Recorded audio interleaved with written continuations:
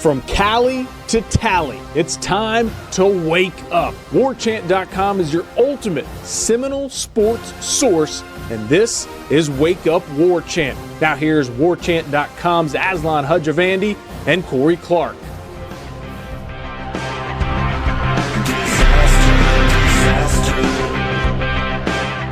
What's up, everybody? Wake up, I guess. If you're awake, if you can do it. If All right. The sun's up. So, Corey, the people have spoken. They want segments, but today you're just getting one because it's about 2 in the morning right now as we record this. I'm Aslan. He's Corey. It's Wake Up War Chant. And they don't want us to curse. And in that case, it stinks because I want to say, Corey, what the bleep was that? Actually, that's the headline of the column I wrote. Yeah? There's no bleep in it, but yeah, what in the world was that? I don't know, man. That is anemic in offensive performance at Doak Campbell Stadium for Florida State in a decade since they lost 12-3 to Wake Forest in 2008 when Ponder and Devontre Richardson each threw 3 interceptions, so they had 6 interceptions in all. This team had 5 turnovers, was 1 for 4 in the red zone, and that was just 0 for 4 when it comes to scoring a touchdown.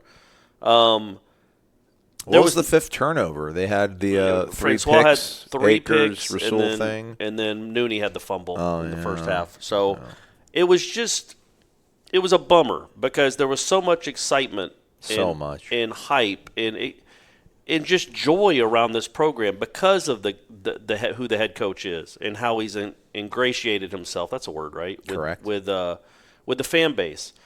But, man, as we've said for the last 8 or 9 months, all the things he had been doing, all the great steps he had taken in the offseason, and this is actually something I'm going to write about later in the week when I have more time to process it, is, as we've said for 9 months, none of it really matters. It's great, but 24-3, that's not what anyone wants to see. That's obviously not what anyone wants to see, but it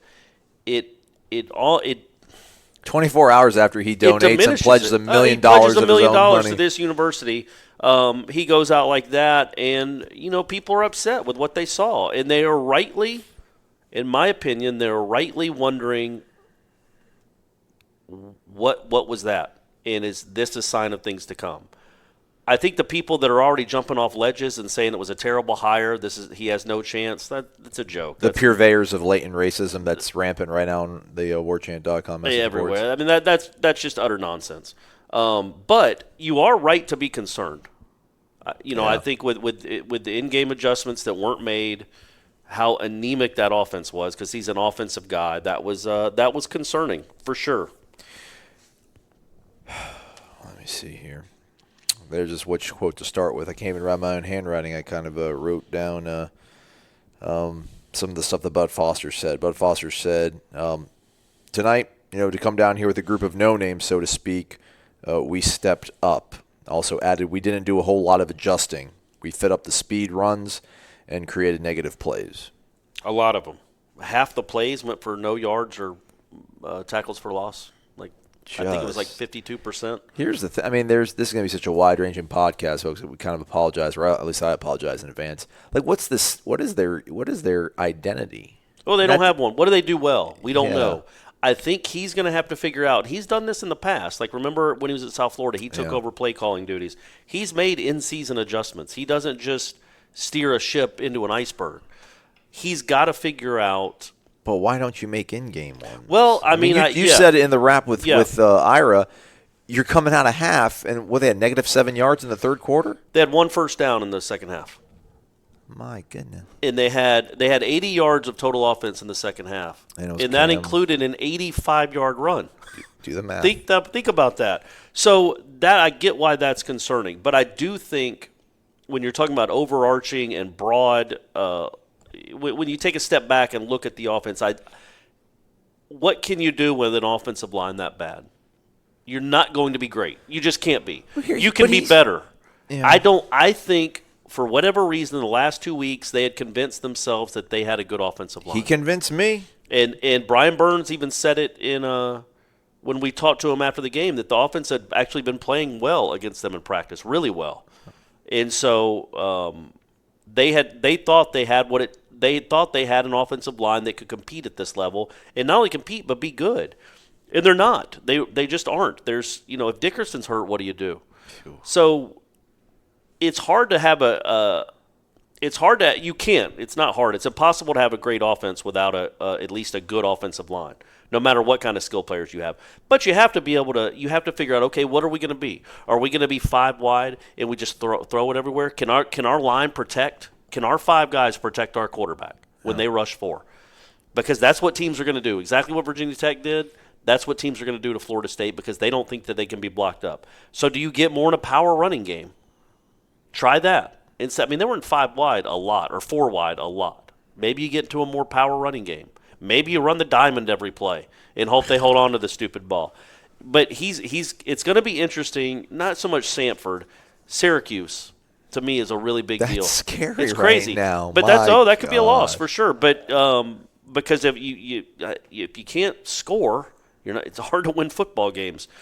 But I want to see what kind of identity he wants this team to have on offense because he didn't have one. They were scrambling, trying to find things, and nothing worked. Keith Gavin didn't catch a pass after the first 2 big ones he had. Just that was over the middle of the field, and then they just stopped. Everything was out wide to the sidelines. All that perimeter stuff, the horizontal east-west pass game that we're not really accustomed to here in Tallahassee. We've been seeing downfield stuff since but what was way weird, back in the what day. I wrote about, what was weird about it is if you're running horizontal passing game, all right, that's fine. But why are you doing it with your tight end and having DJ Matthews block? Yeah. Wouldn't you do it the other way and have your tight end block for DJ? DJ Matthews didn't catch a pass.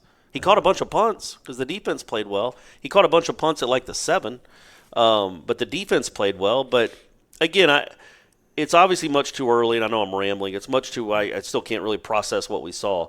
Much too early to have a verdict on Willie Taggart as a head coach at Florida State. I think we kind of can. We not a verdict, but we have a direction of how good this season can be. Not how good he can be as a coach, not how good this program can be, but the ceiling. I think we know what the ceiling is now, 8 and it wins. ain't high. Yeah, 8 or 9 wins at the absolute most. Because you're not buying the whole Ohio State loss to Virginia Tech in 2014. Yeah, folks. Game? Remember now. Somebody brought it up to us. It's a great point. In 2014, Ohio State played Virginia Tech at home, played terribly and lost, and then won the rest of them. Folks, it can happen. Don't sleep on this Florida State team. They're saving up all their touchdowns for when it matters. We can play this in a best of show and laugh. They can at play it when Virginia we're Tech on again our way to the championship in game. Charlotte. Yeah, Play get Virginia sweet Tech again in revenge. Charlotte. Yeah. Well, here's the thing. I don't know what do you do with the offensive line? And that's the thing too. That was the first thing Willie came out and said. He's like, "Listen, we lost a lot of one-on-one battles up front with the offensive line." I just don't know how many teams have good offensive lines. I'm not saying Florida State was anything remotely close to good, but were they adequate enough? I mean, there were some times, yes, DeAndre was, did not have a lot of time in the pocket. There were some times he did. There's some times where he did. You got to climb up the pocket and maybe scramble and get 6 yards and live with it. You've got to figure out what plays in your running game your offensive line can block. Because what you tried to do on Monday night against that team, where you're handing the ball off 6 yards in the backfield, ugly, and DeAndre Francois will not keep it ever. So if you're going to always hand it off on the zone read and your mobile quarterback won't show that he's mobile, then it's pointless. You have to decide what you're going to do, what kind of running plays work, because we now know which ones don't. And here's the thing. If you thought this defense was good, Notre Dame is going to be a pain in the butt. And Clemson has 4 NFL players on their defensive front. So how are you going to block that group? So that's a concern. You've got to coach to your people always say you coach to your strengths. You've also got to coach to your weaknesses and coach away from your weaknesses. And just expecting that offensive line to block up that particular running play, man, the one play that Cam Akers made was just a ridiculous move where he made a couple guys miss. It wasn't even really a ridiculous move. It was bad tackling. He went around the corner. Right. He had nothing. Nothing was there. Yeah. Like it wasn't like it was schemed up well. Right, The guy made a bad play. He made a good play and showed that he's fast. But, that's what they have to figure out is how to coach away from that weakness. And I will bring up, you remember the Virginia game in 2011? Yes. It was Florida State was just decimated on the offensive line. Yeah. They lost that game on the field goal, and then they went to Florida the next week and won 21-7 with like 80 yards of offense. Yeah. is this offensive line that? Because that offensive line, that was late in the year, and they had lost Datko, they'd lost plenty of guys, and they were just running on fumes. And then in the bowl game, they decided to start all the freshmen, like Trey Jackson and all those. So is that what this is? Is this line as bad as that one? Because, again, Jimbo Fisher's offense with that offensive line could not do anything.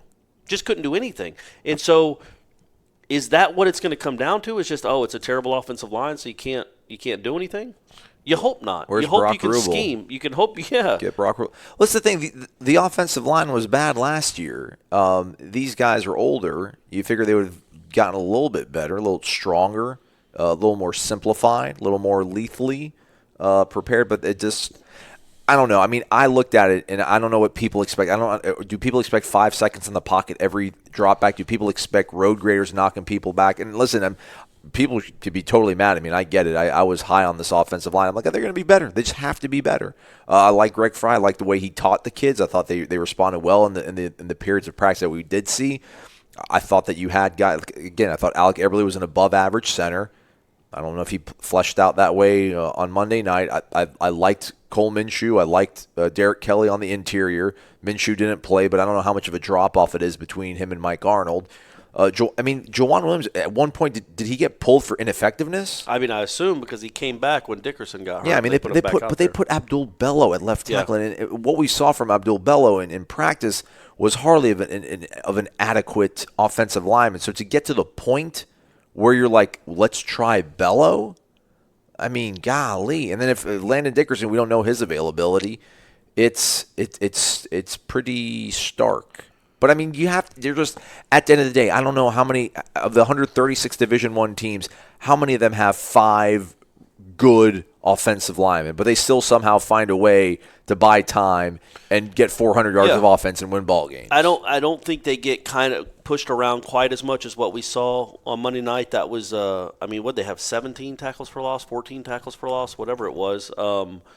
It was a lot. It was the third most of any team in the country this past weekend. I did see that stat. 14. Virginia Tech had 14. Yeah, so only two for 61 yards. Only 2 teams in the country had more tackles for loss than Virginia Tech did on Monday night. That's embarrassing. Most of that is the offensive line, not all of it. Francois a couple times held on the ball for too long. One time he tripped over Dickerson. Yeah. That it's not all on the offensive line. But how many times when Akers or Patrick got the ball in the backfield were they were getting the ball with somebody on them? Like they had to make somebody miss just to get out of the end zone or try to get back to the line of scrimmage. It was not pretty to watch. And you wonder, okay, what strides can be made between now and in November for this offensive line to become an adequate one? It just can't be. It can't be that bad, and it won't be that bad. Quite frankly, I do believe in the axiom that you get better from week 1 to week 2. You make a lot of improvements. Now, this is a little weird because it's Sanford and it's with 3 days of practice, but from this game to the Syracuse game, I do think you will see. Obviously, the offense will play better. It might be a leap, but I do think the offensive line will even look more competent. I do. I just think they were overwhelmed. And I think Greg Fry is a good coach. I don't think they can be anything more than adequate at best this season, and I think that's a reach. I think they're going to be a subpar offensive line, and when you have a subpar offensive line, you need your skill players to go make whirling dervish, incredible type plays. By the way, maybe get the ball to LeBourne and maybe give him a carry. No carries. I mean, literally, not one single carry. One touch in the game, and other than the kickoff return, he had one touch, and it was an incredible 37 move. yards. Yeah, and didn't get the ball again. DJ Matthews didn't have a catch. That, to me, is if you want to have a complaint that doesn't center on the offensive line, get the ball out to your playmakers. I mean, we saw our boy he started his Canton journey with 2 catches, including a great one over 2 players. I mean, bailed out Francois on that throw. That should have been a pick. But it's okay. I think he's the kind of guy that if he's throw it up there, do that. Go get it. And he didn't get the ball again. You have to get the ball. Why is Trey McKitty, God love him, why is Trey McKitty getting 5 touches and Kalen LeBourne getting 1 touch? In terms of you need explosive play, you need chunk play. Well, and if you're going to give the ball to McKitty, how about something vertical down the middle of the field? That again, nothing worked out well. Florida State was not coached well. You certainly can't argue that on offense. They were not coached well. They did not perform well, and they went up against a really good defensive coordinator who kind of had his way with Willie. But it's game one of what might be 200 games that he coaches here at Florida State. Let me ask you this sort of question then. I mean, we're talking about the fact that this offense needs to find a way to get something. We should have brought some beer in here. We probably should have. I'm glad you said that because I didn't know where I was going to go with that question. I was stalling, and I don't remember what I was going to say. So, I was watching the MegaCast, the coaches thing, and it kind of gets back to your point made with McKitty, and they were just talking about, and Willie brushed it off, though. Willie was like, no, they really didn't bring a lot of guys in the box. But listening to the coaches telecast that had like Hugh Freeze, Jim Mora, Todd Graham, a couple other guys, I think, but Gene Chiswick, they made it sound like, they didn't respect anything about Florida State, including the receiver. So I don't know how much of it is the fact that guys, and I try to ask Willie that, and I guess I didn't get it off in a sort of clear manner, but at what point is it your offensive line's fault? But at what point is it guys got to get open faster, and the guys got to make the decisions quicker? Yeah, 100%, man. They didn't have anybody running free. Yeah. And it's not all because they didn't have any time. Just sometimes those receivers weren't open. George Campbell, I know maybe Francois overthrew him by like a yard and a half. Go make a play. Here, I wrote down missed opportunities. Gavin, you got to make that catch. Yeah, you make that catch, man. Make that catch. Things change. George Campbell, he's a yard away from it. Yeah, that would have been a 98-yard touchdown, right?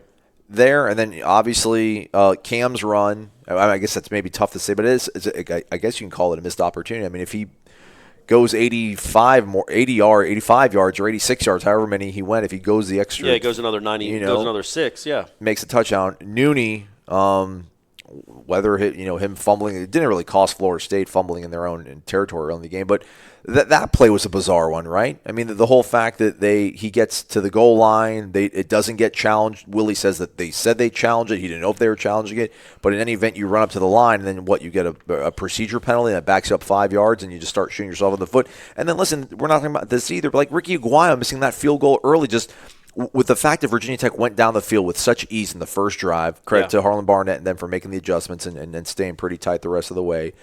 But for you to go back down and then, 30 yards straight down the pipe and you push it left somehow? Yeah. No, or not pull good. It left? So many missed opportunities. So I don't know if that's so much we'll look on the bright side. At least they had those opportunities. But with all the enthusiasm, Willie did say that. How do you not get some of those done? It was a bummer, man. And it's for a program that kind of needed a jolt because of what happened last year. And then this is just felt it certainly wasn't a jolt of positivity anyway. It was jarring. This is jarring. This is sobering in a weird way. That's a good word. It is sobering. Again, it's one game. It doesn't define the season. It certainly doesn't define a career or a tenure at a university. But, man, it's been 10 years since they didn't score a touchdown at home, and he did it in his first game. Now, he did score a touchdown at home, but he didn't review it. So, technically, I guess, about a technicality, and that's a bad decision. That's something else. I know he's coached a long time, but, sometimes you're still growing. You're still growing into the job. You're still growing into the role. He's never obviously been at a university quite like this, and there aren't many like it. And that's a mistake. There's no reason not to review that play. You cost your team a touchdown by rushing up to the line. You just did. And the diamond formation on 3rd and 10, when they know you have to – you're running into a front seven that you can't block. It's 3rd and 10 from the goal, 3rd and goal from the 10. Mm-hmm. And you get into a formation where all you can do is run it against a team that you can't run on. And then you don't do nothing on that play worked. The fumble obviously was, but that would not have worked. If Rasul would have got the handoff, if Cam would have kept it, nothing. Unless he makes a crazy spin backside move. Pressure was coming. It was ridiculous. Nothing about that was going to work. Nothing about that was working well. And at some point, you want to be like, man, just throw it up to 15 and see if he can make a catch. It got to a point in that third quarter where they kept getting the ball at the 8 or the 6, where you had no hope. You're like, this isn't going anywhere. Whereas Logan Tyler's going to be punting out of his end zone again. And that's the brutal thing, I think, is the fact that his calling card is offense. And for large for an overwhelming part of this game, that offense felt and looked hopeless. Yeah. It was 17-3 for the longest time. You're like, man, you get 2 touchdowns, you're in this thing. But it was like, what do you mean get 2 touchdowns? You can't even get across the 50. Yeah, and then you did the one time, got to the 6, and then immediately went backwards. Of course, the Virginia Tech kid acted like he'd been shot and went down, and they went to a TV timeout, so they got 4 minutes to rest. But you give it right back to the kid who gets 0 yards. You throw it to your tight end out wide who loses 4, and then you call that ridiculous diamond formation, like a wishbone type play that had no chance of succeeding on 3rd and goal from the 10. I know at that spot you're thinking it's 4-down territory, but man, throw it in the end zone. Have a play where you can get it or throw a pass to one of your playmates, something, anything but that. That's a play you ran. I told you before they ran it, but as I saw him on the field, I'm like, man, this is a formation you have in the second quarter from midfield when you want to spring it on them, not when the game is on the line. Now with a guy who hasn't even touched the ball the whole game, coming out of a really. So there were a lot of mistakes, and obviously, and I'm saying obviously a lot. There was a lot of obvious things that weren't good that we saw, but there isn't. I mean, there is hope. Yeah, there is hope. The defense was tough. good. It's tough to have a daily show, where for the last 6 months you were just talking in very optimistic terms, and not because we're homers or anything like that, but in terms of what you saw, what you felt, what they told us. They're talking about scrimmages, situational scrimmages. This offense is scoring 16 touchdowns in a situational scrimmage, which I'm sure they probably had 3rd and goal from the 7-yard line in this situational scrimmage and scored a touchdown. And they come out here again, listen, Bud Foster called his own team a group of no-names, so to speak. And I mean, I guess, props to Bud Foster for myself really underselling him, but that's just, I mean, you talked about, they're going to play a better defense in Notre Dame. They're going to play a better defense in Clemson. They're going to have to go down to Miami. All 3 of those defenses are better than Virginia Tech's, in my opinion. And I was sick to my stomach filming you and Ira doing the wrap-up, and for some reason my mind started wandering. I'm like, what did Florida fans think watching that game? I mean, you want to talk about the pain of Florida State fans? Like, just think about the rocks that we're getting off for Florida fans. Watch, all these months you've been talking about how awesome this guy is. He's going to recruit this guy. He's going to do all this. Yeah, have fun with that. And again, I know it's just one game, but like those are the things that go through my head. I'm like, golly. Well, yeah. I mean, I got it. I mean, they certainly have enough of their own problems, as do Miami fans. Like, nobody can really gloat. Nobody in this state can gloat, I guess, except for Central Florida. But go Knights. Yeah, man. Sobering is a good word for it, but I think it can work. Obviously, I don't think one game defines what this thing is going to be because he has won at other places. Now, what he does is the first year, at least at Western Kentucky, at South Florida, they were rough. Yeah. They weren't great. It shouldn't be that steep a learning curve at Florida State because he does have talent and he does have a defense. Now, and if we're going to judge Willie Taggart, it sure seems like it. If you're gonna have one game be really concerning, and it should be because it was just an eyesore. Well, the defense, if you're gonna just start judging things on one game, they look really good, and they should keep you in a lot of games. How good is Virginia Tech's offense, though? I mean, not to be that guy, but listen, Levante Taylor's your All-American cornerback. He got kind of beat early on. I mean, where were all the tackles for loss? I mean, I guess Florida State had 7. That's not really anything to sneeze at, but I mean, I'm fine with the defense. Because the defense played well enough to win this game, but that offense was just brutal. What I thought was encouraging about the defense was that and you're probably losing Jaden Woodby. That's at least for a while, but I think Willie didn't seem all that worried that he'd be gone for too long. Oh yeah, he popped his shoulder out, popped back in. His mom tweeted out that he was fine. Okay. That what is encouraging is they looked horrendous on the first drive. Mm-hmm. Adonis Thomas looked like he didn't know what sport he was playing. He had no idea where to go to try to fit a run gap. Like, he just didn't. Wherever the running back was going, Adonis was like running away from him like he was on fire. Like the running back was on fire and he was trying to get away. And it was awful to watch. And so the first 2 drives, that's what it looked like. It just looked like you had a linebacker that didn't know. And their linebackers aren't good. And, again, that's not Harlan Barnett's fault, and that's not Willie Taggart's fault. The cupboard was bare at linebacker. Yeah. But I thought Adonis Thomas later in the game played better. And they made adjustments. And I asked Brian Burns after the game, like, what was Barnett like after they went right down the field and scored? He goes, he was calm. He was telling us to calm down. It was going to be okay. And it was. Like, they forced 7 straight punts And I think that kid's a pretty good quarterback. They're not a great offense, Right. but they forced 7 straight punts. No, you're fair. That's right. And kept them in the game, even when they got the ball at the 18 after that crazy non-call on the roughing the punter and then the return, and they had a goal line stand. So they did their part, and they made adjustments. The offense, on the other hand, not so much. But I do think, looking forward, not even just for 2018, if you think that this guy is a good defensive coordinator, and there's nothing to think that he isn't, judging from this one game, then you feel pretty good about what it's going to be like on that side of the ball. And they did different stuff. It wasn't just base 4-3. What were they, 3 of 14 on third down?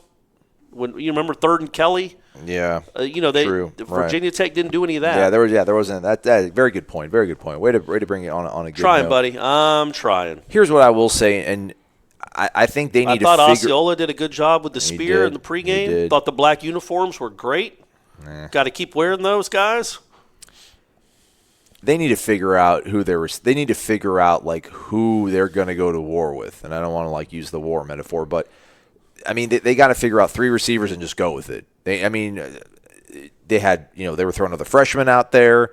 Nooney was the leading receiver. DJ Matthews didn't touch the ball enough. Tamorian Terry, and the limited amount of reps he got out there, produced. George Campbell, 1 rep, beat his guy. I mean, figure out 4 guys, keep it short. I don't like I've never liked offenses that need to have. I mean, how many packages do you need? Put your best players on the field, put them in positions and situations they thrive in, and just go from there. But ultimately, man, like the offensive line, they are who they are. I don't know how Dickerson's going to respond, but that's my thing. So what's the hope? I mean, that you're going to figure out 3-4 run plays that for some reason Derek Kelly or Abdul Bello likes the first step off that run formation or that scheme that they're going to block better.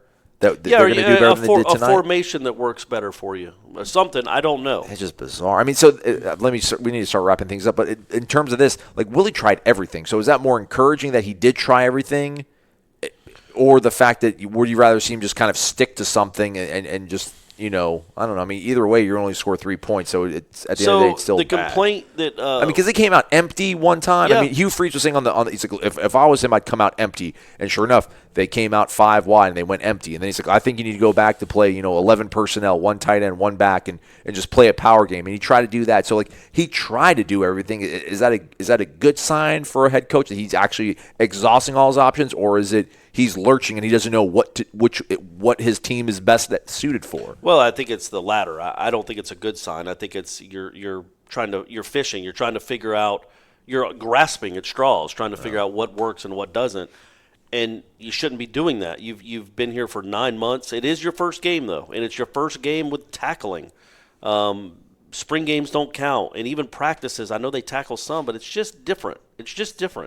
And a lot of these offensive guys haven't done it. They just haven't. None of those skill guys have done squat except for Nooney.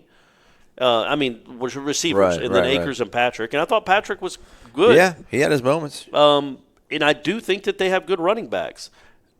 It's just they got into such a rut in that third quarter that just completely deflated everything.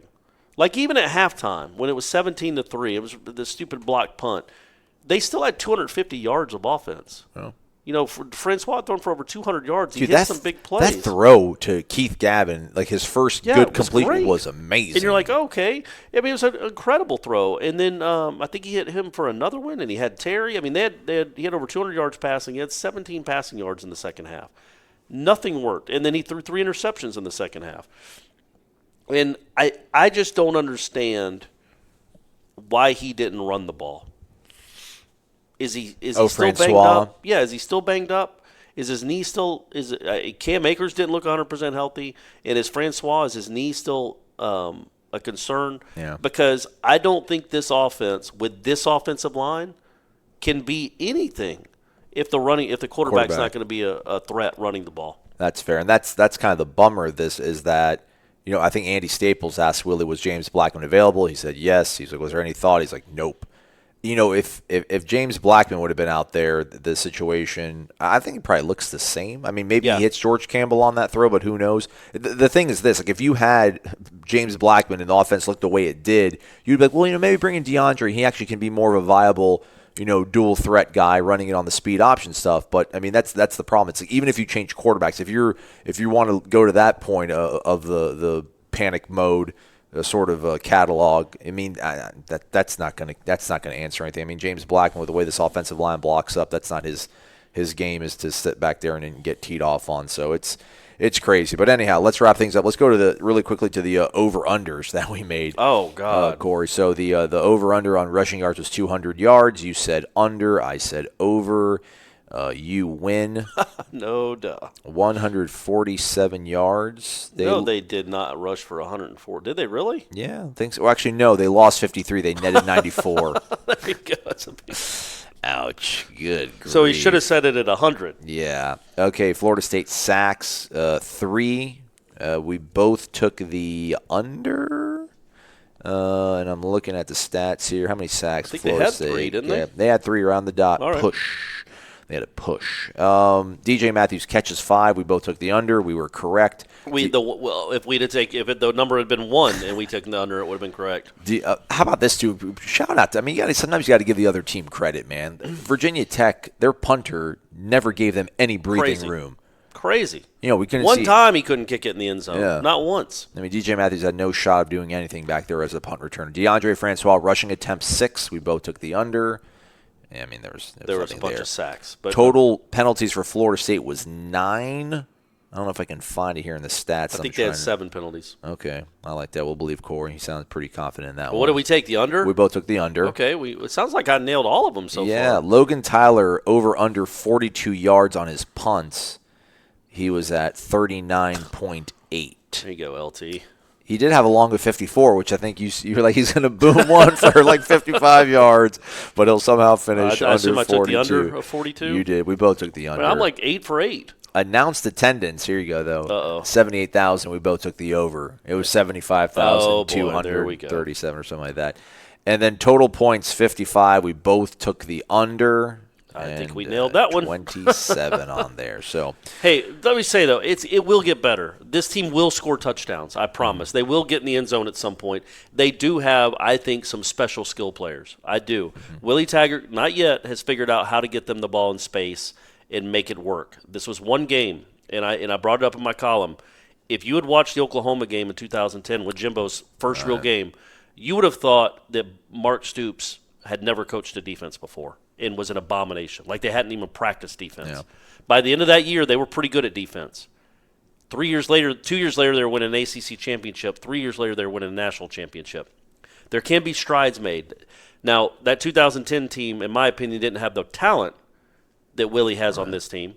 The disparity between them and Oklahoma was greater than Virginia Tech and Florida State in 2018.